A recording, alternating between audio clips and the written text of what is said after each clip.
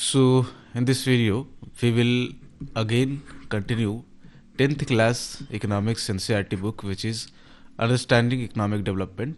And जो third chapter है इसका, उसको हम लोग आज यहाँ पे कवर करने वाले हैं, which is money and credit. देखते हैं इसको हम लोग. फर्स्ट मनी को समझते हैं थोड़ा सा कि ये क्या होती है चीज़. तो this act as a intermediate step in transaction. Money जो है, जब भी आप कोई भी फाइनेंशियल ट्रांजेक्शन नीड करेंगे, एक्ट करेंगे, कोई भी परफॉर्म करेंगे फाइनेंशियल ट्रांजेक्शन को, you need money each and every time. ये फंडामेंटल पार्ट है हमारी एवरीडे लाइफ का. मनी, आप कुछ भी जाते हो, कुछ भी खरीदते हो, ठीक है, चाहे मार्केट जाते हो, चाहे कहीं भी जाते हो, स्कूल जाते हो, फीस पे करते हो, कहीं भी कुछ भी करते हो, यू नीड मनी. जब भी आप कोई चीज़ एक्सचेंज करोगे तो, क्योंकि मनी जो है वो कॉमन फॉर्म है, कॉमन मीडियम है किस चीज़ का, एक्सचेंज का हमारे यहाँ. तो इस चीज़ को आपको ध्यान रखना है कि money is a medium of exchange. सबसे जो की फंक्शन है इसका वो यही है. मनी जो है वो, इसका एवोल्यूशन डायरेक्टली नहीं होगा. ऐसा नहीं कि सीधे जो है वो किसी ने पेपर फॉर्म में प्रिंट कर दिया, मनी को कॉइन प्रिंट कर दिया, ऐसा नहीं हुआ. ये सर्टेन स्टेप्स में इवॉल्व हुआ है. जैसे जैसे ह्यूमन सिविलाइजेशन इवॉल्व हुई है, उसी तरीके से ये इवॉल्व हुआ है. इनिशियल टाइम्स की अगर हम बात करें तो पहले चलता था बार्टर सिस्टम. यहाँ पे एक टर्म है डबल कोइंसिडेंस ऑफ वांट, इस चैप्टर में दिया गया है, उसको हम लोग समझ लेते हैं. तो डबल कोइंसिडेंस ऑफ वांट जो है वो रिलेटेड है किससे, बार्टर सिस्टम से. बार्टर सिस्टम क्या था कि जब मनी हमारे पास नहीं था, जब करेंसी फॉर्म हमारे पास नहीं थी, तो people use to exchange goods with each other. कि किसी के पास वीट है तो, और किसी के पास चिकन है, सपोज करो पोल्ट्री चिकन मतलब, ठीक है, किसी के पास कुछ और सूज होगा, किसी के पास और कुछ होगा. तो जो जिसके पास है उसको आपस में एक दूसरे के साथ एक्सचेंज कर लेते थे. इसको हम लोग बोलते थे बार्टर सिस्टम, अपनी ज़रूरतें पूरी करने के लिए. सपोज कि किसी को वीट चाहिए और किसी को नॉनवेज खाना है तो चिकन चाहिए. तो जिसके पास वीट होगा, और मान लो कि ये चिकन वाले को क्या चाहिए, वीट चाहिए, तो वीट वाला चिकन को अपना वीट दे देगा और चिकन वाला ये अपना चिकन दे देगा, उसको बदले में वीट ले लेगा. तो इस तरह से चीज़ें चलती रहती थी. यहाँ पे प्रॉब्लम इसको कह सकते हो कि ये डबल कोइंसिडेंस ऑफ वांट जो है वो चाहिए होता था. ये क्या है, ये है कि आपका दोनों साइड से ये कोइंसिडेंस होना चाहिए वांट्स का, कि दोनों साइड जो एक दूसरे के पास है वही एक दूसरे को चाहिए भी. सपोज करो ये जो वीट और मैंने चिकन का एग्जांपल दिया, अगर ये वीट वाला वेजिटेरियन निकला तो इसको ये चिकन खाता ही नहीं है. तो अब बताओ, जिसके पास चिकन है और उसको वीट चाहिए, लेकिन वीट वाले को चिकन नहीं चाहिए, तो यहाँ तो प्रॉब्लम हो जाएगी, क्योंकि यहाँ पे डबल कोइंसिडेंस ऑफ वांट नहीं है. एक को कुछ और चाहिए, दूसरे को जो चाहिए वो सामने वाले को नहीं चाहिए. तो भले ये चिकन देने के लिए तैयार होगा वीट के बदले, लेकिन वीट वाले को चिकन चूंकि नहीं चाहिए होगा तो ये वीट इसको देगा, नहीं देगा. तो यहाँ पे क्या है कि एक्सचेंज हो पाएगा, एक्सचेंज नहीं हो पाएगा. That was the biggest issue with barter system, कि यहाँ पे डबल कोइंसिडेंस ऑफ वांट हमेशा चाहिए होती थी. यानी कि बार्टर सिस्टम में क्या था, एक बार समझ लो स्लाइड के माध्यम से भी. देखो, एक तो ये थोड़ा प्रॉब्लम हो गया है, क्या हुआ, हाँ, इसमें कहा, देखो समझा दिया मैंने आपको. Where goods and are directly exchange without money. Money था ही नहीं तो करेंगे कहाँ से, विद बोथ पार्टीज. आज भी बार्टर सिस्टम आप प्रैक्टिस कर सकते हो. अगर आपके पास कुछ है, सामने वाले को दे दो, सामने वाले के पास कुछ है, आपको चाहिए तो आप ले लो, ये भी बार्टर सिस्टम हो जाएगा. ठीक है, ऐसा नहीं कि पहले ही परफॉर्म होता था, आज आप परफॉर्म नहीं कर सकते. गांव में तो अभी भी होता है ये चीज़ें. तो बोथ पार्टी के जो है वो must agree to sell and buy each other's commodity. This requirement is known as double coincidence of want. यानी कि जो दोनों पार्टियां होती थी वो, उनको एग्री होना पड़ता था किस चीज़ पे, to sell and buy each other's commodity. जो उनके पास है उस पर अगर एग्री हो जाए, इसी रिक्वायरमेंट को, कि दोनों को एग्री होना पड़ेगा, दोनों के पास जो है वो एक दूसरे को चाहिए. This requirement was known as double coincidence of want. तो इसमें प्रॉब्लम ये थी कि दोनों, अब अगर एक को वो चीज़ नहीं चाहिए होगी तो एक्सचेंज नहीं हो पाएगा. तो इसके कारण एक सोल्यूशन आया. सोल्यूशन क्या आया, मनी. मनी जो है वो जब इवॉल्व हुआ तो इसने इस नीड को क्या किया, ये जो डबल कोइंसिडेंस ऑफ वांट था, इसको क्या किया, एलिमिनेट कर दिया. अब क्या है कि एक पर्सन जिसके पास मनी है, a person who is holding money can easily exchange it for any commodity और सर्विस दे डिजायर. अब आपको कोई भी सर्विस चाहिए, कोई भी चीज़ चाहिए, गुड्स चाहिए, तो आप क्या करोगे, चूंकि आपको बस मनी है, तो आपको अगर मान लो कि वीट चाहिए, तो आप शॉप पे जाओगे, शॉपकीपर को आप पैसे दोगे, एक्सचेंज कर मतलब कि करेंसी दोगे, वो आपको क्या करेगा, वीट दे देगा। फिर शॉपकीपर को कुछ चाहिए होगा तो वो कहीं जाएगा, वो आपको, जैसे मान लो शॉपकीपर को चिकन चाहिए अब, तो वो चिकन शॉप पे जाएगा, चिकन वाले को पैसे पैसे देगा, मनी देगा, उसके बाद वो चिकन ले लेगा। अब चिकन वाले को सपोज चाहिए वीट चाहिए, वापस से शॉपकीपर के पास जाएगा, उसको करेंसी देगा, मनी देगा, वो क्या करेगा, वीट ले लेगा। सो प्रॉब्लम सॉल्व हो गई। अब ऐसा नहीं है कि सामने वाला के वही चाहिए, करेंसी है तो बात खत्म। स्टोरी का देखो एग्जांपल लिखे हैं यहाँ पे कि एक शू मैन्युफैक्चरर है आपका, हु वांट वीट। तो फर्स्ट ही जो है वो exchange his shoes for money, then uses that money to buy wheat rather than having to find a wheat farmer who specially want shoes. यानी कि अब उसको स्पेशली किसी, अगर मान लो कि कोई शू मैन्युफैक्चरर है, उसको वीट चाहिए, तो अब उसके पास मनी है, उसको अब ये जरूरी नहीं है कि वो कोई फार्मर ढूंढे जिसके पास वीट हो, ठीक है, और वो सूज लेने के लिए फिर तैयार भी हो, ऐसा उसको नहीं करना है। अब वो सीधे क्या करेगा कि वो सूज जो है वो फर्स्ट सेल करेगा किसी को जिसको सूज चाहिए होगा, उससे क्या करेगा, उसको उससे मनी लेगा, देन वो शॉप पे जाएगा, उसके बाद वीट बाय कर लेगा, खत्म। So money is a medium of exchange. कैसे इवॉल्व हुआ आपने देखा। So now will see the modern form of money. तो जो मॉडर्न मनी है वो ये किसी प्रीसियस मेटल या फिर गोल्ड का अपना या सिल्वर का बना हुआ नहीं है। पहले क्या था कि पहले भी करेंसी थी, मनी थी। जैसे आप हिस्ट्री में पढ़ोगे तो कोई अपना जो रूरल था, नॉट रूलर था, वो क्या करता था कि अपना गोल्ड कॉइन चलाता था, सिल्वर कॉइन चलाता था। मुगल हिस्ट्री में आप देखते हो, उसके बाद गुप्ता एज में जाते हो तो इस तरह की चीज़ें हुआ करती थी। बट आज, और इसकी वैल्यू थी, गोल्ड की अपनी खुद की वैल्यू थी, सिल्वर की अपनी खुद की वैल्यू थी। अगर करेंसी को हटा भी दिया जाए, मनी को हटा भी दिया जाए, तो गोल्ड को आप सीधे बेच सकते थे, सिल्वर को आप अभी भी बेच सकते हो, बहुत वैल्यू है इसकी। लेकिन आज की जो मनी है, जो पेपर फॉर्म में आप देखते हो या फिर इस चीज़ में, उसकी अपनी कोई वैल्यू बहुत ज़्यादा नहीं है। क्योंकि जैसे ये ग्रेन्स है, कैटल है, अगर इसको आप बाटर सिस्टम में भी यूज करते थे तो उसकी अपनी वैल्यू थी कि ग्रेन्स, अब वीट की अपनी वैल्यू है ना, कैटल की अपनी वैल्यू है। लेकिन सपोज आपके पास जो 500 रुपीज़ का नोट है, उसकी एक्चुअल वैल्यू अपने आप में कितनी होगी, उसका एक्चुअल कॉस्ट कितना होगा। जो अगर आप पेपर का बात करो, उसमें पेपर जो लगा होगा बनाने में 2 रुपीज़ और 1 रुपीज़ आप प्रिंटिंग का ले लो, 2 to 3 रुपीज़ हार्डली। लेकिन इसकी एक्चुअल फेस वैल्यू कितनी है, 500। बट बिकॉज ये गवर्नमेंट के द्वारा बैक है, ठीक है। ये लीगल टेंडर भी नीचे देखो हम लोग डिस्कस करेंगे। तो क्या क्या फॉर्म्स है, तो सबसे पहला फॉर्म तो आपका करेंसी है। करेंसी का मतलब क्या होता है, all paper money and coins, ये करेंसी के आपका उसमें आएंगे, करेंसी में आएंगे ये। It is accepted as a medium of exchange because it is authorised by government. ये पेपर नोट्स, ये कॉइन्स क्यों एक्सेप्ट किए जाते हैं, क्योंकि पेपर नोट्स की बहुत ज़्यादा वैल्यू अपने आप में तो है नहीं, मैंने आपको बताया, लेकिन इसको वैल्यू मिलती है बाय गवर्नमेंट बैकअप। गवर्नमेंट बोलती है कि इसकी 500 वैल्यू है और आपको एक्सचेंज करना पड़ेगा। इंडियन कॉन्टेक्स्ट में देखें तो ये जो पेपर मनी है और कॉइन्स है, वो कौन मिंट करता है आपका, खास करके पेपर मनी। कॉइन्स जो है वो फाइनेंस मिनिस्ट्री करेगा आपका, और 1 रुपीज़ नोट मतलब कि 1 other than 1 rupees note and coins, ये सब कौन मिंट करता है, सारे जो करेंसी नोट्स होते हैं वो आपका आरबीआई इशू करेगा यहाँ पे currency, on behalf of central government, Indian government. By the law no other individual और ऑर्गेनाइजेशन एक्सेप्ट फाइनेंस ये फाइनेंस मिनिस्ट्री जो कॉइन्स वगैरह मिंट करेगी, मिंट करती है वो खुद, आरबीआई को वो प्रोवाइड करती है उसके बाद। तो कोई मतलब कि आरबीआई के अलावा कोई और जो ऑर्गेनाइजेशन है या फिर कोई और इंडिविजुअल है, वो इस करेंसी को इशू नहीं कर सकता। दिस इज अ इलीगल, मतलब दिस इज अ मतलब कि एक ऑफेंस है इसको प्रिंट करना। आप अगर करते हो तो वो फिर जाली नोटों में आएंगी। Rupees can not be legally refuge in settling transaction in India. अगर कोई ट्रांजेक्शन इंडिया में सेटल किया जा रहा है और उसमें कोई पोर्शन रुपीज दे रहा है आपके पास, आपको दे रहा है या किसी भी पार्टी को दे रहा है, दैट पार्टी कांट रिफ्यूज कि हम तो रुपीज नहीं लेंगे। This is called legal tender. Legal tender का मतलब होता है कि both party have to accept rupees. इसमें लिमिटेड लीगल टेंडर होता है, आपका अनलिमिटेड लीगल टेंडर होता है। जैसे आपका जो पेपर करेंसी है वो अनलिमिटेड लीगल टेंडर है, कॉइन्स है जो लिमिटेड है। देखेंगे अभी जब इसको हम पर्टिकुलरली हम लोग कवर करेंगे तब देखेंगे। अभी हम लोग फॉर्म्स ऑफ मनी को देख रहे हैं, ये सारा चीज़ नहीं देख रहे।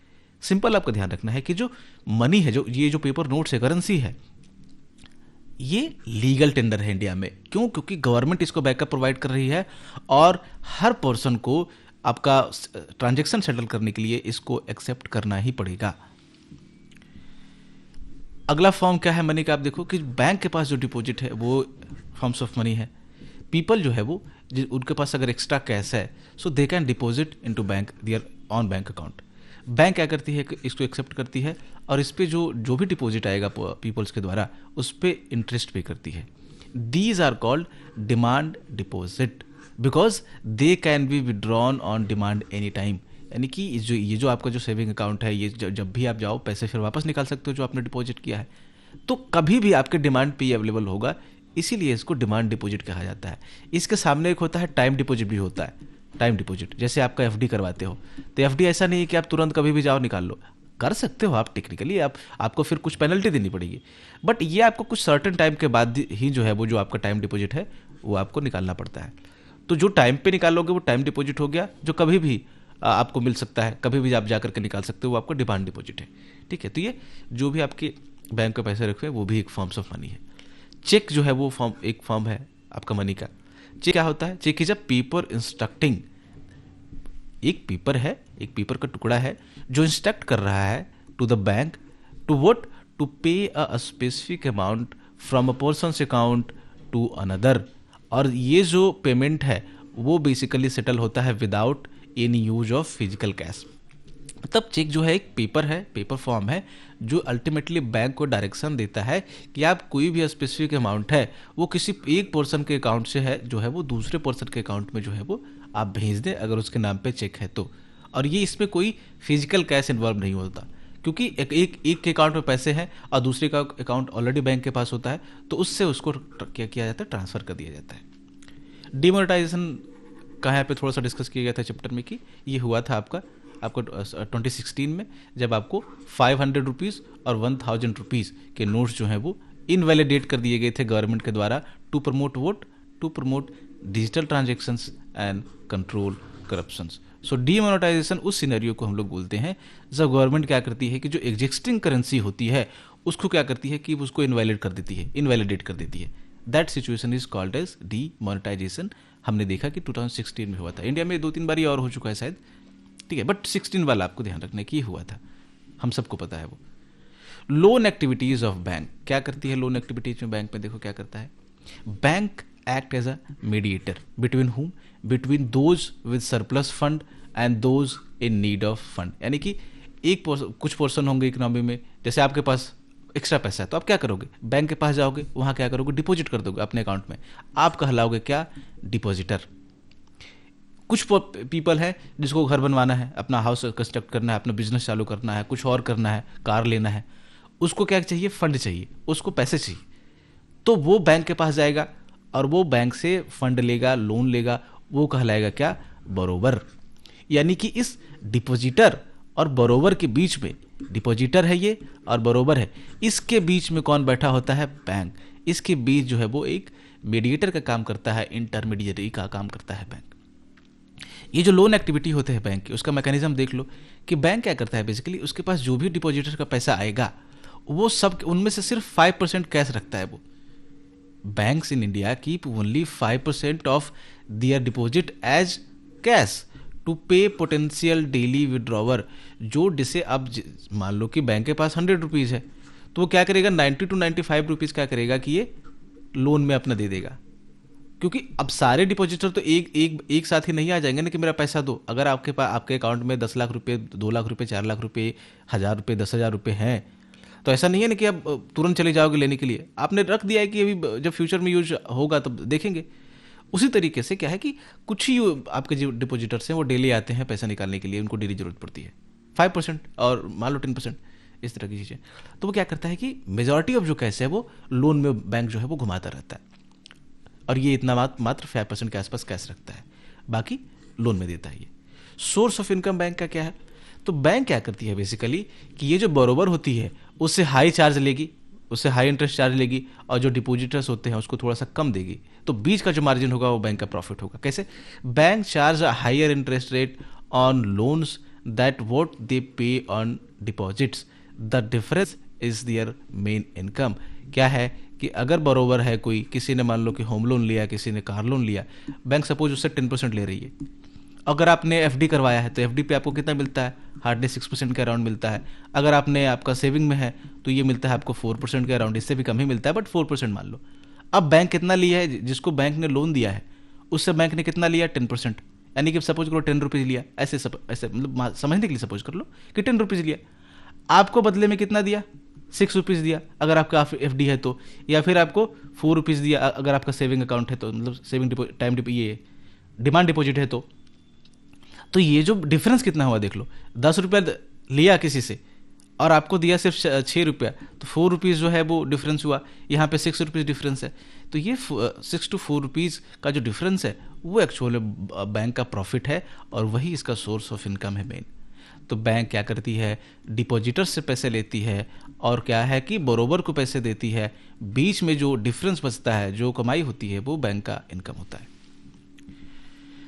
यहाँ पे 2 डिफरेंट क्रेडिट सिचुएशंस की बात की गई है थ्रू द स्टोरी। क्रेडिट क्या होता है पहले वो देख लो। क्रेडिट लोन जो लेते हो बेसिकली आप, उसी तरीके से क्रेडिट है, कर्ज हिंदी में जिसे बोलते हैं।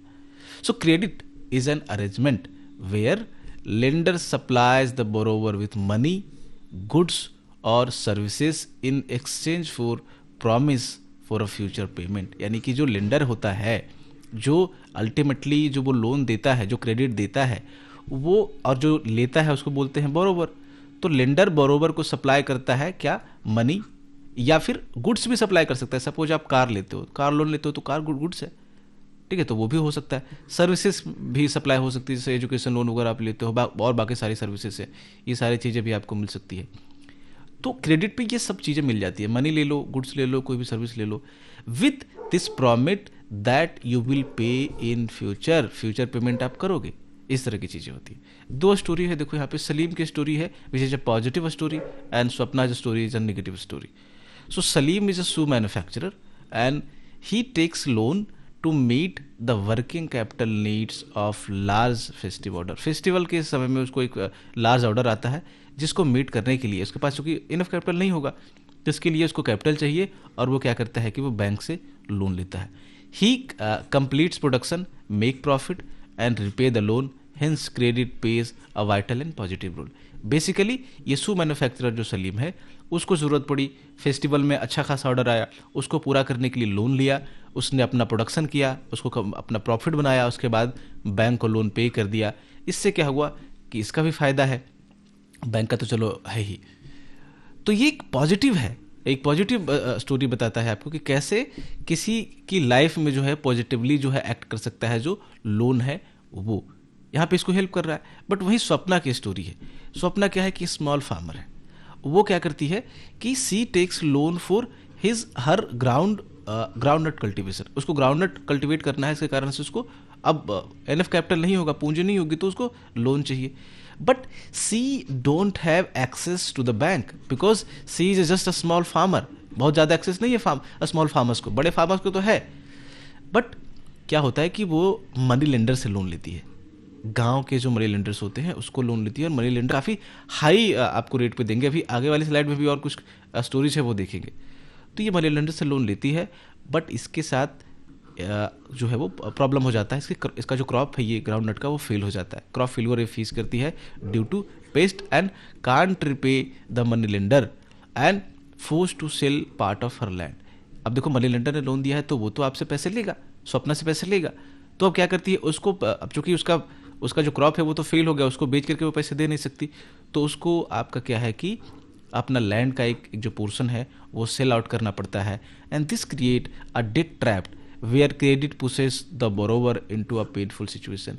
इस जो आपके रूरल एरियाज की जो प्रॉब्लम की बात कर रहा है ये, कि किस तरह से एग्रीकल्चर में क्या होता है कि चूंकि रिस्क बहुत ज़्यादा है और एक बारी फार्मर लोन लेते हैं, अगर वो क्रॉप फेल हो जाए तो वे क्या करते हैं कि डेट ट्रैप में जो है फंस जाते हैं, क्योंकि चुका नहीं पाएंगे, चुकाने के लिए कहीं और या तो अपना लैंड सेल करेंगे या फिर कहीं से वो और लोन लेंगे। बोथ कंडीशन में अगर लैंड भी सेल करते हैं तो उनका क्या होता है कि अपनी प्रोडक्शन तो घटेगा, बाद में क्या करेंगे वो फिर तो, और अगर वो मनी लेंडर से वापस से लोन को चुकाने के लिए लोन और ले लेते हैं तो वो डेट ट्रैप ऐसे चलता रहता है। टर्म्स ऑफ क्रेडिट्स क्या है, क्या क्या टर्म्स होते हैं, क्या क्या कंडीशन होती है when some person take credits और सम पर्सन गिव क्रेडिट्स, जो लोन देते हैं लेते हैं तब। तो every loan agreement includes a specific condition and that may vary depending on who is lender and who is borrower. अगर फार्मर लोन है, मतलब फॉर्मल लोन है, बैंक दे रही है या कोऑपरेटिव्स दे रहे हैं, तो उसके टर्म एंड कंडीशन डिफरेंट हो सकते हैं। आपका कोई इनफॉर्मल पार्टी दे रहा है, मनी लेंडर, आपके रिलेटिव्स, ये सारी चीज़ें, तो उसके जो कंडीशंस है वो डिफरेंट हो सकते हैं। तो ये जो एग्रीमेंट है उसके जो टर्म्स हैं वो डिपेंड करेंगे कि कौन कौन से पार्टी उसमें है, बेसिकली लेंडर और आपका बोरोवर कौन है। बट फिर भी की कंपोनेंट्स क्या होते हैं आपके जो टर्म्स ऑफ क्रेडिट होते हैं उसके। फर्स्ट होगा आपका इंटरेस्ट रेट, कितना इंटरेस्ट रेट पे करना है, 6% लेना है, 10% देना है, जो भी है इस पे ये उस एग्रीमेंट में जो है वो उस टर्म्स में जो है इंक्लूड रहेगा आपका जो क्रेडिट का टर्म होगा। Second one is collateral. Collateral का मीन्स कि कुछ आपको सामने गारंटी के रूप में रखनी पड़ेगी। If you are taking loan then you have to give something to the lender as a guarantee कि अगर आप फेल कर जाओ, अगर आप उस पैसे को नहीं चुका पाओ, तो जो लेंडर है वो अल्टीमेटली क्या करेगा कि आपको कोलेट्रल को सेल आउट कर सकता है एंड ही मतलब they can recover their on money. Bank अगर उस कंडीशन में, अगर बैंक से पैसे आपने लिए हैं तो उस कंडीशन में बैंक आपके कोलेट्रल को सेल आउट कर देगा, या फिर किसी इनफॉर्मल लोगों से लिए हैं आपने तो वो आपके कोलेट्रल को सेल आउट कर देगा ताकि वो अपना पैसा रिकवर कर सके, प्रिंसिपल रिकवर कर सके। डॉक्यूमेंटेशन बीच में होती है, ये सारे जो प्रोसीजर होते हैं उसमें आपको लिखा रहेगा कि ये चीज़, इतना पैसा आपने लिया, इतना आपको इंटरेस्ट पे करना है। फिर मोड ऑफ रीपेमेंट क्या रहेगा, आप ईएमआई पे दोगे, आप होल कैश दोगे, जो भी चीज़ें हैं मतलब, तो ये सारा चीज़ रहेगा। कोलेट्रल मैंने ऐसे डिस्कस कर दिया, बट देख लो यहाँ पे क्या है कि collateral is an asset of borrower, यानी कि an asset that borrower on, मतलब कि बोरोवर के द्वारा ऑन किया गया एसेट है। जैसे उसका लैंड हो सकता है, बिल्डिंग हो सकता है, व्हीकल हो सकता है, लाइव स्टॉक हो सकता है, बैंक में जो डिपॉजिट है वो भी एज अ कोलेट्रल काम कर सकता है। It used as a guarantee to the lender. If borrower fails to repay the lender can sell the collateral. आपको ये सारी कुछ भी आप रख सकते हो कोलेट्रल ग्रुप में, अपना लैंड रख सकते हो, अपना बिल्डिंग जो है, जिसको गिरवी रखना बोलते हैं हिंदी में, बिल्डिंग रख सकते हो, व्हीकल रख सकते हो, अपना कुछ भी जिसको मतलब कि अल्टीमेटली उसको सेल करके रिकवर किया जा सके पैसा। वैरायटी ऑफ यहाँ पे different kind of credit agreements की बात की गई है through a story of a village which is Sonpur. Sonpur एक विलेज है जहाँ पे डिफरेंट लोग रहते हैं और डिफरेंट तरीके से वो क्या करते हैं, क्रेडिट लेते हैं। तो उन सारे सिनेरियो को जो यहाँ पे डिस्कस किया गया है। तो सोनपुर का सर्वे हुआ, उसने रिवील किया कि पीपल जो है वहाँ के वो डिफरेंट काइंड ऑफ तरीके हैं उनको क्रेडिट को क्या करने का, एक्सेस करने का। श्यामलाल की कहानी सबसे पहले देखते हैं। So Shyamlal is a small farmer, he borrows from agricultural trader. जो एग्रीकल्चरल ट्रेडर होता है जो सेल आउट करता है, बाय एंड सेल करता है आपका एग्रीकल्चरल कमोडिटी का। कितने पे ये आपका क्रेडिट लेता है, ये लोन लेता है, 3% interest per month. This is huge, 3% per month. Bank आपको होम लोन भी देती है तो 10% पर एनम के अराउंड देती है आपको। तो ये पर एनम कितना बनेगा, 36% पर एनम। 100 रुपीज़ अगर लिए हैं श्यामलाल ने या फिर जो भी, तो 36 रुपीज़ उसको सोचो कि आपको साल में वो करना है, इतना तो बहुत ज़्यादा है। This is so. और यहाँ पे श्यामलाल को ये प्रॉमिस भी करना पड़ता है कि वो अपने क्रॉप को जो है वो सेल करेगा इस ट्रेडर के पास एट लो प्राइस। तो सोचो, मतलब दोनों तरफ से मुश्किल है इसके लिए। ठीक है, एक तो बहुत ह्यूज इंटरेस्ट पे इसको लोन मिल रहा है और उसके बाद ये अपने क्रॉप को लो प्राइस पे भी सेल कर रहा है, तो कहाँ से ये पे करेगा इस तरह से। तो that how these farmer will get trap into the, मतलब कि जो पॉवर्टी ट्रैप होता है, बेसिकली डेट ट्रैप होता है, उसमें फंस जाता है। अरुण मीडियम फार्मर है। अब चूंकि ये थोड़ा सा बड़ा फार्मर है, इसके कारण से क्या है कि he is access to the bank loan, उसको बैंक लोन मिल जाता है। वो मिलता है आपको 8.5% पर एनम के हिसाब से। श्यामलाल को देखो 36% पर एनम। अब सोचो कि डिफरेंस देखो कि एक फार्मर को अगर एक्सेस है इंस्टीट्यूशनल लोन्स का, फॉर्मल लोन का, तो कितना फायदा है उसको। यहाँ पे तो आपको 36% पे कर रहा है, ये मतलब 4 टाइम्स ज़्यादा, उससे भी ज़्यादा। तो ये मतलब समझ लो, स्टोरी के थ्रू आप समझ लो कि मीडियम फार्मर जो है वो उसको वो बैंक से लोन लेता है और वो उसको बहुत चीप रेट पे मिल जाता है। And he has a facility to take fresh loan against cold storage receipt. Cold storage receipt क्या होती है, बेसिकली कि ये जो अरुण है उसके पास मान लो कि वीट हुआ होगा, अगर उसके पास 100 क्विंटल ऑफ वीट हुआ तो ये क्या करेगा कि ये अपने घर में तो रखेगा तो ख़राब हो जाएगा। जैसे क्या है ना कि अगर ये उसी सीजन में सेल आउट कर देगा तो उसको हो सकता है कि क्योंकि उस समय सप्लाई बहुत ज़्यादा होगी मार्केट में, तो उसको हो सकता है कि रेट कम मिले, तो क्या करेगा कि ऑफ सीजन में सेल करेगा। जब रेट अच्छा खासा मिल रहा होगा तो उसके लिए क्या होगा, कहीं उसको स्टोर करना पड़ेगा। तो कोल्ड स्टोरेज में यूजुअली क्या करते हैं फार्मर, यहाँ पे स्टोर कर देते हैं, जो गवर्नमेंट कोल्ड स्टोरेज होते हैं, प्राइवेट भी हो सकता है।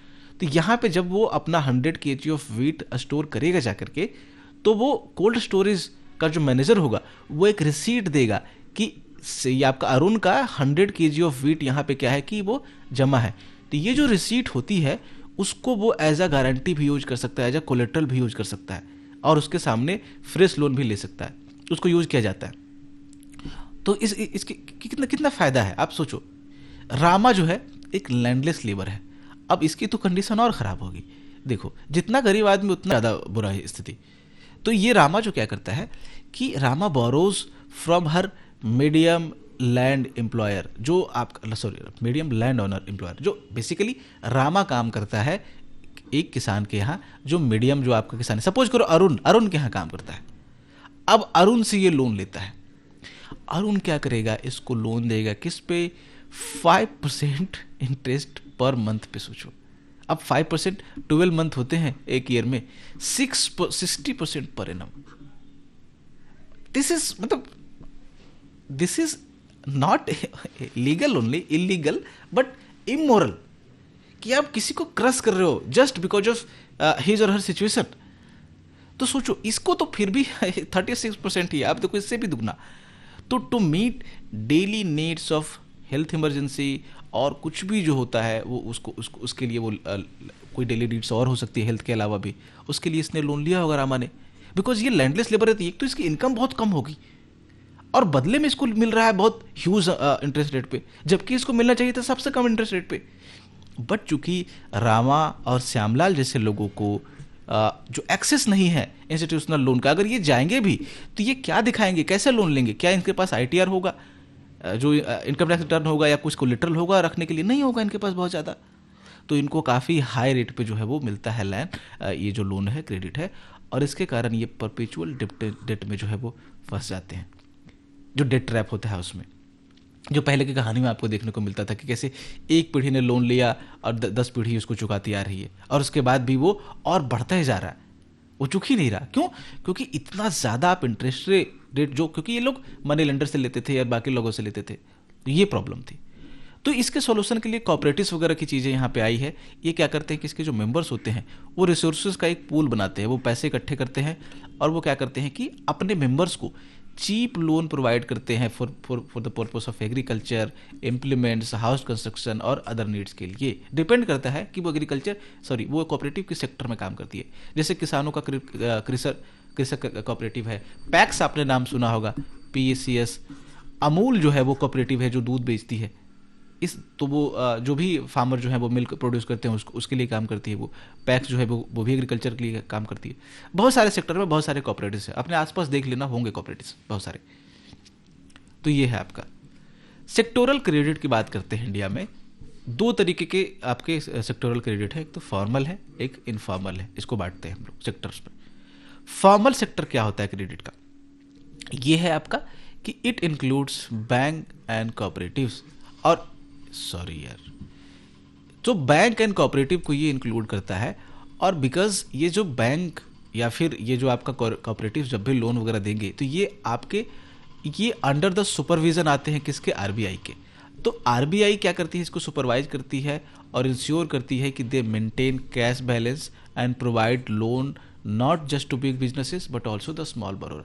बेसिकली क्या है ना कि जो फॉर्मल सेक्टर है जो लोन प्रोवाइड करती है, चाहे वो बैंक हो चाहे वो कोऑपरेटिव हो, बेसिकली ये किसी के सुपरविजन में आ रहे हैं, RBI के सुपरविजन में आ रहे हैं। तो इसके कारण से ये प्रॉपर फंक्शन करती है और खास करके ये चीप लोन प्रोवाइड करती है, क्योंकि ये इलीगल एक्टिविटीज नहीं कर सकती, ये बहुत ज़्यादा रेट पे नहीं प्रोवाइड कर सकती। क्यों? क्योंकि ऊपर इसके कुछ कोई बैठा हुआ है, और वो कौन है? वो RBI है, वो गवर्नमेंट है।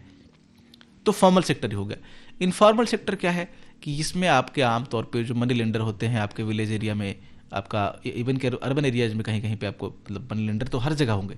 जिसके पास पैसा है वो बन सकता है, वो दे सकता है दूसरे लोगों को, वो मनी लेंडर है। फिर ट्रेडर्स जो है आपके हैं, एम्प्लॉयर्स हैं, वो भी आपका इसमें आता है, रिलेटिव्स है। मतलब कोई भी other than bank and cooperative, other than formal institution, कोई भी नॉन रजिस्टर्ड पर्सन इसमें आता है, नॉन रजिस्टर्ड इंस्टीट्यूशन इसमें आता है, उसको हम लोग रखेंगे इनफॉर्मल क्रेडिट सेक्टर में। ये क्या करते हैं? इनके पास कोई ऑर्गेनाइजेशन नहीं होता टू सुपरवाइज देम, कोई कोई इसको सुपरवाइज नहीं कर रहा होता है, जिसके कारण ये अनफेयर प्रैक्टिसेस अपनाते हैं आपको लोन देने का। आपने देखा कि 60% पे उसको मिला, किसको? रामा, जो लैंडेस्ट लेबर था रामा, श्यामलाल को 36% पर एनम पे मिला, लेकिन जो बैंक्स जो जा पा रहा है उसको 8.5% पर एनम पे मात्र मिल रहा है। सोचो, तो ये सारी चीज़ें होती, और ये रिकवरी के लिए भी बहुत जो है वो गलत तरीके अपनाते हैं और हायर कॉस्ट तो रखते हैं इंटरेस्ट का ही। डिस्पैरिटी को आप ये देख लो कि जो अर्बन एरियाज हैं वहाँ पे जो 85% लोन जो पुअर हाउस होल्ड के द्वारा जो है वो लिया गया है, वो लिया गया है आपका इनफॉर्मल सोर्सेज से। सो 85% लोग जो पुअर हाउस होल्ड हैं वो इनफॉर्मल सोर्सेज से ले रहे हैं लोन। सोचो फिर कितना उनका बुरा हाल होगा, क्योंकि उनका जो टर्म एंड कंडीशन होगा बहुत डिफरेंट होगा ना, उनको बहुत हाई रेट पे मिल रहा होगा।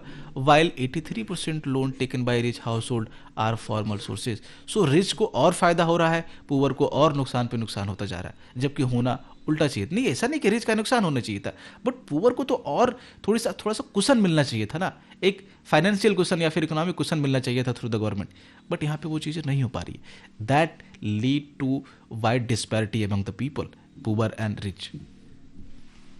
सेल्फ हेल्प ग्रुप की बात करते हैं, SHGs, ये बेसिकली पुअर पर्सन के लिए फॉर्म किया जाता है। क्या होता है बेसिकली, ये ज़्यादातर आप SHG जो देखने को मिलेंगे वो वुमन SHG है, इस पर्टिकुलरली इनको फोकस करके किया जाता है। बट ऐसा नहीं कि सिर्फ वुमन के लिए होगा, जो भी पुअर्स हैं बाकी लोग भी चाहें तो वो क्या कर सकते हैं कि SHG को सेल्फ हेल्प ग्रुप को फॉर्म कर सकते हैं। और ये जो आपका प्रॉब्लम है लैक ऑफ कोलेट्रल का, जो रामा के पास नहीं था, जो श्यामलाल के पास नहीं था, उसको बेसिकली ओवरकम करने के लिए ये चीज़ की जाती है। इसमें इसका फंक्शन स्ट्रक्चर पहले देख लो। इसमें यूजुअली 15 to 20 मेंबर्स होते हैं जो आपका रेगुलरली आपका बैठेंगे, मीट करेंगे एंड ये सेव करेंगे अपने जो उनके पास जो मनी होती है, कुछ एक्स्ट्रा मनी यहाँ पे, जैसे हर किसी के पास, जैसे अब 20 मेंबर है तो सबने 1000 रुपीज़ जो है वो कलेक्ट किया, और उसके बाद इनके पास अगर 20 मेंबर है तो 20,000 रुपीज़ हो गया ना।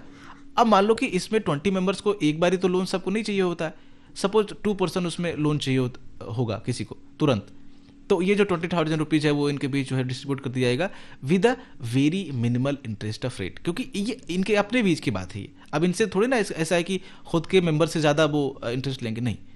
तो ये इस तरह से जो है वो रेगुलरली मीट करेंगे और अपना बैठ करके वो डिसाइड करते हैं, कुछ पैसा यहाँ पे जोड़ करके वो करते हैं। फंक्शन क्या है कि मेंबर टेक स्मॉल लोन्स, जो मैंने आपको बताया कि 5,000 10,000 इस तरह से ये लोन एक दूसरे मेंबर को अपने प्रोवाइड करते हैं from groups saving at low interest. जो इनके पास खुद की सेविंग होती है उसको लो इंटरेस्ट पे ये देंगे।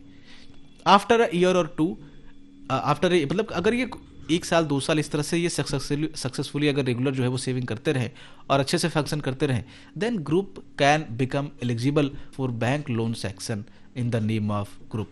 ये जो ग्रुप है, ये जो SHG है, अगर वो 1-2 साल इन्होंने फंक्शन किया ठीक से, तो वे बैंक लोन के लिए भी क्या होते हैं, एलिजिबल हो जाते हैं। अगर ये इस चीज़ के लिए एलिजिबल हो जाएंगे तब तो मामला ही सॉल्व हो जाएगा ना, फिर इनको चीप रेट पर लोन मिलने लगेगा। थ्रू ग्रुप की बात हो रही है, थ्रू ऐसा नहीं कि इंडिविजुअल को मिलेगा, उस ग्रुप को रजिस्टर कर लिया जाएगा SHG को और उसको मिलेगा यहाँ पे लोन बैंक के थ्रू। इम्पैक्ट क्या है देखो इसका, कि ये जो वुमन है उनको काफ़ी बड़े जो है स्केल पे ये हेल्प कर रही है सेल्फ रिलायंट बनाने में, और इनको एक प्लेटफॉर्म, देखो क्या है ना कि अब एक तो सेल्फ रिलायंट लोग बनेंगे, जो वुमन है वो बनेगी ही बनेगी, इनको लोन तो मिलेगा ही मिलेगा, बट साथ में जब ये वुमन्स जो है वो मिलेंगी तो इनको एक प्लेटफॉर्म मिलेगा एक दूसरे से चीज़ों को डिस्कस करने का, जो उनके जो क्रूशियल्स इशू हैं, जो सोशल इशूज़ हैं, लाइक हेल्थ इशूज़ है, जो हेल्थ एंड हाइजीन जो कॉम्प्रोमाइज़ किया जाता है वुमन का खास करके, जो डोमेस्टिक वायलेंस का इशू है, और जो बहुत सारे इशूज़ हैं, वो भी क्या होगा कि इस प्लेटफॉर्म पर डिस्कस किया जाएगा। और अल्टीमेटली इकोनॉमिक एम्पावरमेंट के साथ साथ ये सोशल एम्पावरमेंट का भी एक जो है वो टूल बन जाता है आपका SHG, पर्टिकुलरली जो वुमेन SHG जो होते हैं। सक्सेस स्टोरी एक यहाँ पे दिया गया है बांग्लादेश का, जो बांग्लादेश ग्रामीण बैंक ऑफ बांग्लादेश है उसको फाउंड किया था मोहम्मद यूनिस ने। इनको नोबेल प्राइज़ भी मिला है। इनका नाम आप सुन सकते हो, जब से जो शेख हसीना का वहाँ पे उसको हटाया गया है उसके बाद ये काफ़ी इन्फ्लुएंशियल हो गए थे आपका मोहम्मद यूनिस, वहाँ पे बांग्लादेश के गवर्नमेंट पे इनको बुलाया गया था।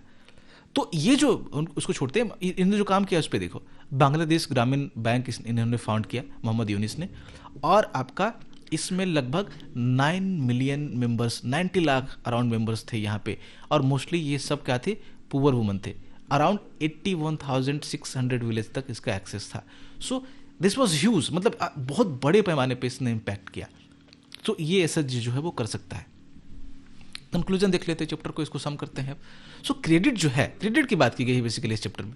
सो this is a double edge sword, ये दो धारी तलवार है। It can empower a producer by providing necessary capital as well as at same time it can crush a small borrower under a debt trap due to high interest rate and lack of support. ये क्या कर सकता है, एक तरफ तो ये किसी को बहुत बड़ी हेल्प कर सकता है, जैसे जो प्रोड्यूसर्स आपने देखा था, जो सलीम या सूज जो बनाने वाला स्टोरी था उसको हेल्प किया इसने, बट साथ में जो सपना की स्टोरी थी उसमें सपना क्या होगी, डेट ट्रैप पे फंस गई।